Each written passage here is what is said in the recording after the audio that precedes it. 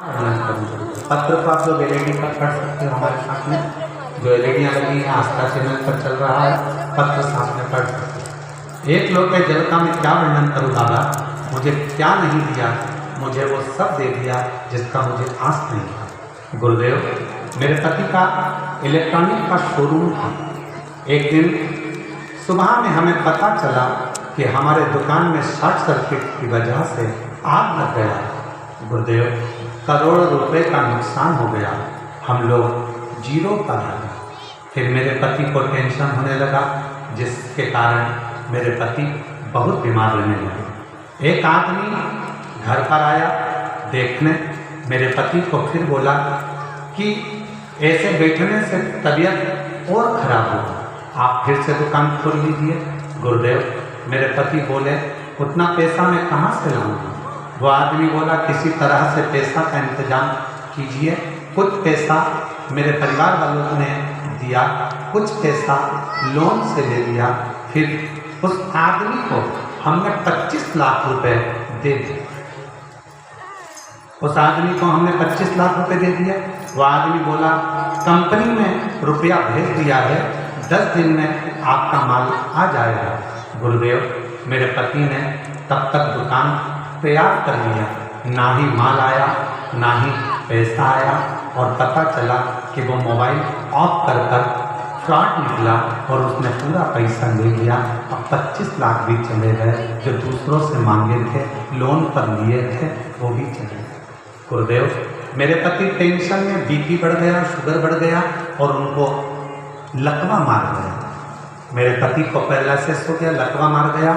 गुरुदेव, दिन भर रोती, पति उठ नहीं पाता, चल नहीं पाता, दुकान में आग लग गई, 25 लाख रुपए कोई फ्रॉड कर ले गया, पूरा पति का शरीर बेकार हो गया।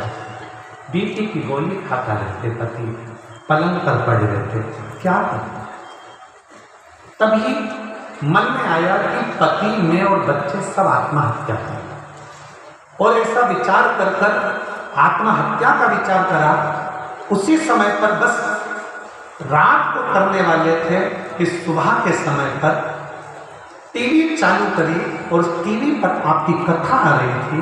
उस कथा में आपने कर दिया एक लोटा जल सारी समस्या का हल, बस वो सुनिए।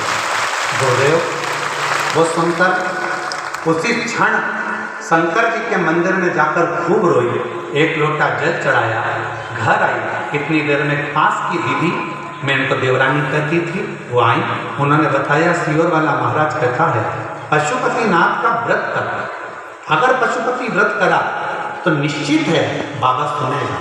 मैंने पशुपतिनाथ का व्रत किया, पड़ोसी से थोड़ा सा पैसा मांगकर मैं सीहोर चली गई। सीहोर में जाकर वहाँ कंकर की पूजन करी, कंकर उठाकर लेकर आ गई। जिस दिन से कंकर लाई उस दिन से उसकी पूजन करने लगी, कुबेरेश्वर बाबा को नमन करने लगी, श्री शिवाय नमस्तुभ्यम बोलने लगी। 2 बार पशुपति व्रत करा। बाबा ने ऐसी कृपा करी कि मेरे पति को एक व्यापारी ने उधार में माल दिया और बाबा की कृपा से मेरा शोरूम वापस भरा गया। धीरे धीरे मेरे पति की तबीयत ठीक हो गई। बाबा की ऐसी कृपा हुई कि जो गया था मेरे बाबा की कृपा से आज बाबा ने फिर करोड़पति बना दिया। ये बाबा, क्या कुबेरेश्वर धाम का कंकर कितना फल देता है?